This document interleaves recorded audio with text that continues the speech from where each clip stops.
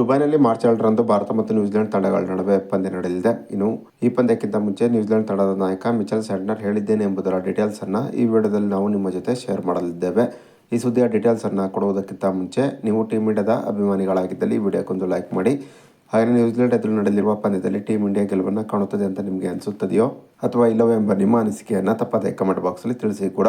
ಈಗಾಗಲೇ ಗ್ರೂಪ್ ಎನಲ್ಲಿ ಭಾರತ ಮತ್ತು ನ್ಯೂಜಿಲೆಂಡ್ ತಂಡಗಳು ಸೆಮಿಫೈನಲ್ನ ತಲುಪಿಯಾಗಿವೆ.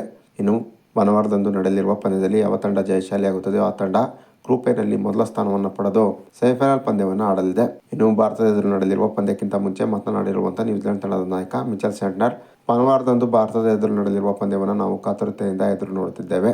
ಈ ಬಾರಿಯ ಚಾಂಪಿಯನ್ ಟ್ರೋಫಿಯನ್ನು ಗೆಲ್ಲುವ ಹಾಟ್ ಫೇವರೇಟ್ ತಂಡ ಎಂಬ ಹಣೆಪಟ್ಟಿಯನ್ನು ಟೀಮ್ ಇಂಡಿಯಾ ಕಟ್ಟಿಕೊಂಡಿದೆ.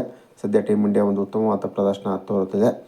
ಹೀಗಾಗಿ ಭಾರತದ ಎದುರು ಭಾನುವಾರ ನಡೆಯಲಿರುವ ಪಂದ್ಯದಲ್ಲಿ ನಾವು ಒಂದು ಉತ್ತಮವಾದ ಪ್ರದರ್ಶನ ತೋರಬೇಕಾಗಿದೆ. ಒಂದು ವೇಳೆ ನಾವು ಭಾರತ ಎದುರು ಒಂದು ಉತ್ತಮವಾದ ಪ್ರದರ್ಶನ ತೋರಿದರೆ ಆಗ ನಮ್ಮ ಕಾನ್ಫಿಡೆನ್ಸ್ ಲೆವೆಲ್ ಹೆಚ್ಚಿಗೆ ಆಗಲಿದೆ. ಇದರಿಂದ ನಾವು ಸೆಮಿಫೈನಲ್ನಲ್ಲಿ ನಮ್ಮ ಎದುರಾಳಿಯನ್ನು ಕಾನ್ಫಿಡೆನ್ಸ್ನಿಂದ ಎದುರಿಸಬಹುದಾಗಿದೆ. ಹೀಗಾಗಿ ಭಾನುವಾರದಂದು ನಡೆಯಲಿರುವ ಪಂದ್ಯವನ್ನು ನಾವು ಕಾತುರತೆಯಿಂದ ಎದುರು ನೋಡುತ್ತಿದ್ದೇವೆ. ಸದ್ಯ ವಿರಾಟ್ ಕೊಹ್ಲಿ ಒಂದು ಉತ್ತಮವಾದ ಫಾರ್ಮ್ನಲ್ಲಿರುವುದು ಟೀಮ್ ಇಂಡಿಯಾಕ್ಕೆ ದೊಡ್ಡ ಪ್ಲಸ್ ಪಾಯಿಂಟ್. ಆದರೆ ನಮಗೆ ಭಯ ಇರುವುದು ಶ್ರೇಯಸ್ ಅಯ್ಯರ್ ಮೇಲೆ. ಶ್ರೇಯಸ್ ಅಯ್ಯರ್ ನಮ್ಮ ಮೇಲೆ ಯಾವಾಗಲೂ ಒಂದು ಉತ್ತಮವಾದ ಪ್ರದರ್ಶನ ತೋರುತ್ತಾ ಬಂದಿದ್ದಾರೆ.